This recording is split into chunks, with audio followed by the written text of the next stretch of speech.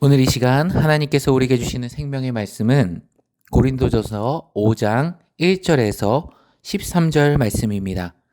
제가 하나님의 말씀을 받들어 읽겠습니다. 너희 중에 심지어 음행이 있다 함을 들으니 그런 음행은 이방인 중에서도 없는 것이라. 누가 그 아버지의 아내를 취하였다 하는도다. 그리하고도 너희가 오히려 교만하여져서 어찌하여 통한이 여기지 아니하고 그 일 행한 자를 너희 중에서 쫓아내지 아니하였느냐. 내가 실로 몸으로는 떠나 있으나 영으로는 함께 있어서 거기 있는 것 같이 이런 일을 행하는 자를 이미 판단하였노라. 주 예수의 이름으로 너희가 내 영과 함께 모여서 우리 주 예수의 능력으로 이런 자를 사탄에게 내어주었으니 이는 육신을 멸하고 영은 주 예수의 날에 구원을 받게 하려 함이라. 너희가 자랑하는 것이 옳지 아니하도다. 적은 누룩이 온 땅에 온 덩어리에 퍼지는 것을 알지 못하느냐. 너희는 누룩이 없는 자인데 새 덩어리가 되기 위하여 묵은 누룩을 내버리라. 우리의 유월절 양 곧 그리스도께서 희생되셨느니라. 이러므로 우리가 명절을 지키되 묵은 누룩으로도 말고 악하고 악의에 찬 누룩으로도 말고 누룩이 없이 오직 순전함과 진실함의 떡으로 하자. 내가 너에게 쓴 편지에 음행하는 자들을 사귀지 말라 하였거니와 이 말은 이 세상에 음행하는 자들이나 탐하는 자들이나 속여 빼앗는 자들이나 우상 숭배하는 자들을 도무지 사귀지 말라 하는 것이 아니니 만일 그리하려면 너희가 세상 밖으로 나가야 할 것이라. 이제 내가 너희에게 쓴 것은 만일 어떤 형제라 일컫는 자가 음행하거나 탐욕을 부리거나 우상 숭배를 하거나 모욕하거나 술 취하거나 속여 빼앗거든 사귀지도 말고 그런 자와는 함께 먹지도 말라 함이라. 밖에 있는 사람들을 판단하는 것이야 내게 무슨 상관이 있으리요마는 교회 안에 있는 사람들이야 너희가 판단하지 아니하랴. 밖에 있는 사람들은 하나님이 심판하시려니와 이 악한 사람은 너희 중에서 내쫓으라.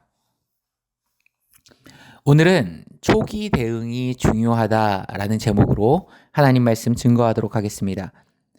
사람의 능력을 평가함에 있어서 다양한 기준이 있겠지만 그 중에 하나는 이 문제가 발생했을 때 그 문제를 처리하는 능력이라고 할 수 있습니다.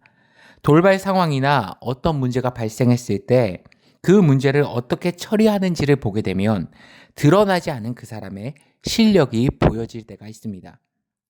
오늘 고린도 교회는 스스로 우리 교회에 대한 자랑이 굉장히 많았던 교회입니다.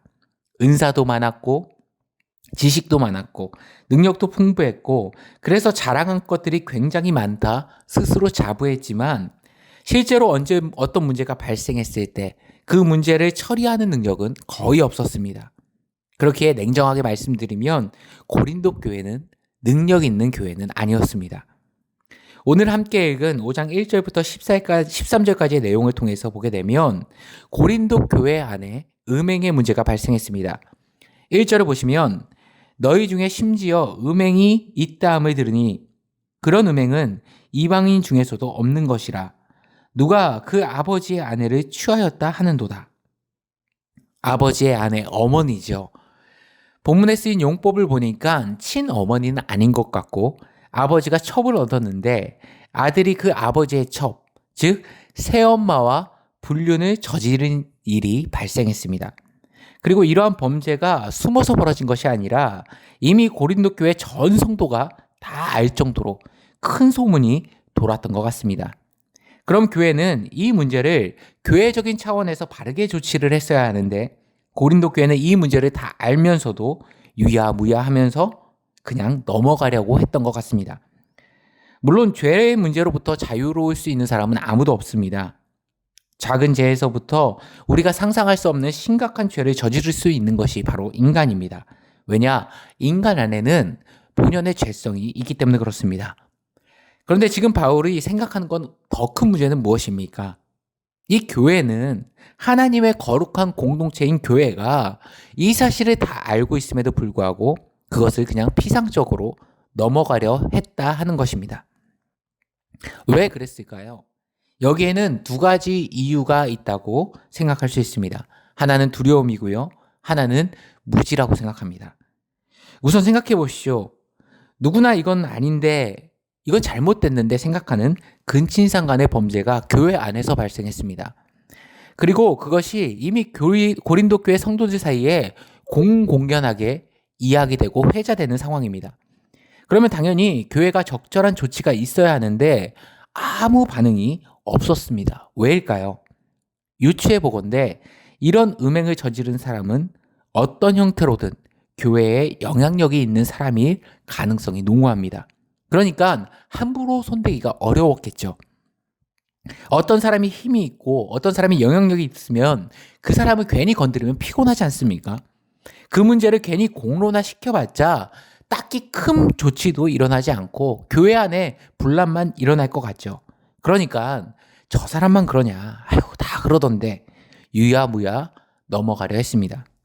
또 한 가지 고린도 교회는 이 죄가 가진 전파력과 확장성에 대해서 무시했습니다. 오늘 바울은 죄를 누룩으로 표현합니다. 누룩의 특징이 뭐죠? 9절 말씀을 보시면 적은 누룩이 온 덩이에 퍼지느니라. 사실 고린도 교회의 이 문제, 죄 문제를 가볍게 처리하려고 했던 이유가 무엇입니까? 이 죄가 가진 심각성과 영향력을 전혀 몰랐기 때문입니다. 죄라는 것은 마치 누룩과 같이 엄청난 속도로 전파되고 퍼져나가는 힘이 있습니다. 쉬운 예로 조류 독감이 퍼지기 시작하면 정부가 주변 반경 5km든 10km든 그 안에 있는 모든 닭을 닥치는 대로 다 폐사시킵니다. 이유는 뭐죠? 단 하나입니다.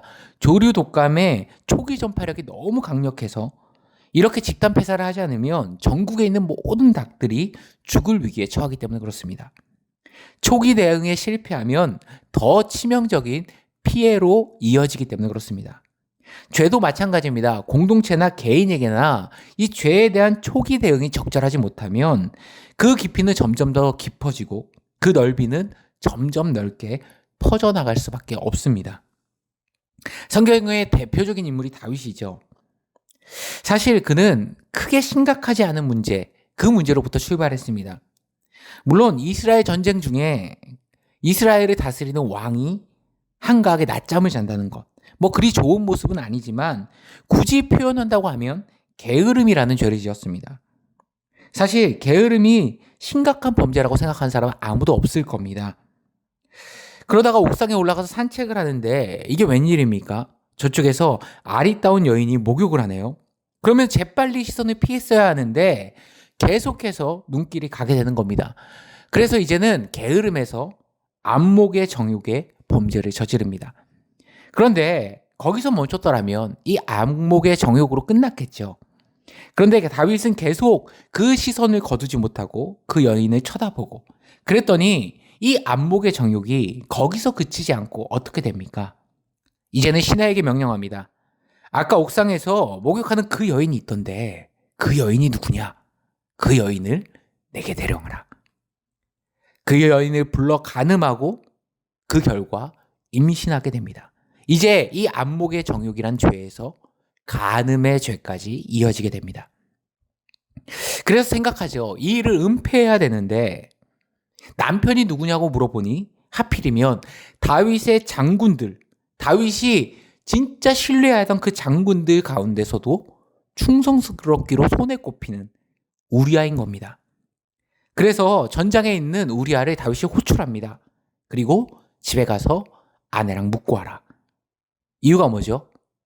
임신을 했는데 그 아이가 누구의 아이인지를 덮으려면은 다윗의 아이가 드러나면 안 되니까 하룻밤 자고 임신이 된 것처럼 넘어가려고 했던 겁니다.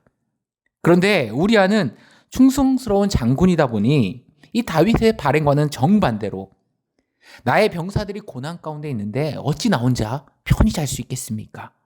아내 밧세바에게 가지 않고 부하들과 함께 전쟁에서 지내는 일이 벌어집니다. 이제 다윗의 입술은 바짝바짝 타들어갑니다. 생각해보세요. 지금 우리아가 아내 밧세바와 동침을 해야 하는데 임신이 되고 얼추 비슷하게 맞춰지려면 이 하룻밤을 묵고 가야 되는데 자꾸만 부하들만 자고 그래서 시간은 자꾸 흘러가게 됩니다. 애가 뭐 7달, 8달만 나온 것도 큰일인데 건강하게 뭐 4.3kg 우량으로 넣으면 더 큰일 아닙니까? 이제는 함께 그 일을 덮을 수 있는 그 방법도 물 건너가자 다윗은 간음죄, 은폐죄에 이어서 어떤 죄를 범합니까? 우리아를 전쟁터에 내보내가지고 제일 선봉에 세우는 겁니다. 그리고 우리아를 남겨두고 모든 군들이 자연스럽게 후퇴해서 그 전투 중에 우리아가 죽은 걸로 위장해버립니다. 살인죄를 저질렀죠. 잘 보십시오. 게으름이라는 이 간단한 죄에서 이것을 피상적으로 다루니까 깊어지다가 가장 심각한 간음죄, 가장 심각한 살인죄까지 저지르게 됩니다. 공동체는 더 말할 것도 없겠죠. 공동체의 죄악도 한 사람, 두 사람 그냥 놔두면 거기서 멈추는 것이 아니라 점점 퍼져가지고 공동체 전체를 병들게 만드는 이런 일들이 벌어지게 된다는 겁니다. 그래서 오늘 10절에 이렇게 말합니다. 이 말은 이 세상에 행음하는 자들이나 탐하는 자들이나 속여 빼앗는 자들이나 우상 숭배하는 자들을 도무지 사귀지 말라 하는 것이 아니니 만일 그리하려면 너희가 세상 밖으로 나가야 할 것이라. 철저하게 분리까지도 생각한다는 겁니다. 그리고 교회 안에서 짓는 죄악에 대해서 공개적으로 철저하게 치리해야 된다고 언급하죠. 12절과 13절을 보십시오. 밖에 있는 사람들을 판단하는 것이야 내게 무슨 상관이 있으리오마는 교회 안에 있는 사람들이야 너희가 판단하지 아니하랴. 밖에 있는 사람들은 하나님이 심판하시려니와 이 악한 사람들은 너희 중에서 내쫓으라. 그러니까 교회의 이름으로 성도의 이름으로 벌어지는 범죄에 대해서는 철저하게 다룰 줄 알아야 된다는 겁니다. 왜 그렇습니까? 죄의 그 심각한 전파력이 처음에는 작은 것 같지만 점점점 확장돼서 자신뿐만 아니라 공동체 전체를 퍼져나갈 수 있는, 공동체 전체가 죄악되게 만들 수 있는 누룩과 같기 때문에 그러합니다. 오늘 5장 말씀을 우리에게 적용해 본다면 우리 인생을 살아가면서 우리도 죄에 넘어지고 죄를 범할 수 있습니다. 인간의 내재된 죄성 또 연약함이 항상 우리 가운데는 존재하기 때문에 그렇습니다. 그렇다면 이 죄의 문제에 대해서 어떻게 반응해야 하겠습니까? 개인이나 공동체나 동일합니다. 초기 대응이 매우 중요합니다. 이 죄가 더 확장되고 더 심각해지지 않도록 작은 죄의 문제에서 끊어냄이 중요합니다. 다윗의 죄가 게으름의 문제에서 돌이킬 수 없는 간음과 살인으로 확장되었던 것을 기억하며 작은 실수가 큰 실패가 되지 않도록 우리가 유념해야 된다는 것입니다. 그러려면 우리에게 무엇이 필요합니까? 고린도 교회가 음행한 자들을 온전히 치리하지 못했던 이유가 무엇이었습니까? 두려움과 죄에 대한 무지였습니다. 우리도 막상 죄와 직면하고 끊어내려면 두려움이 있습니다. 불편함도 존재할 수 있습니다. 때로는 일정 부분 손해를 감수해야 되는 용기도 필요합니다. 하지만 뜻을 정하여 단호히 끊어낼 줄 아는 모습, 그 모습이 우리 가운데 있을 때 고린도 전서가 말하는 이 부정적인 누룩이 아니라 우리 주님께서 말씀하신 밀가루 가운데의 누룩, 좋은 의미로서의 누룩, 세상이 밀가루라면 선한 영향을 가지고 세상 전체를 거룩하게 변화시키는 주의 백성들이 될 줄 믿습니다. 오늘 하루 살아가시면서 나의 헛된 모습은 단호히 끊어내시고 선한 영향력만 충만하신 사랑하는 성도님들의 가정과 삶이 되시길 간절히 축원합니다. 함께 기도하시겠습니다.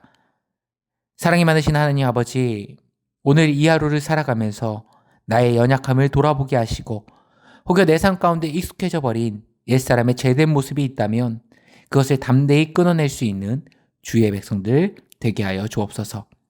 그래서 이 부정적인 누룩이 아닌 세상의 거룩함을 외치고 그리스도의 영광을 나타내는 선한 누룩과 같은 우리들의 인생이 되게 하여 주옵소서. 이 모든 말씀 우리 주 예수 그리스도의 이름으로 기도드리옵나이다. 아멘.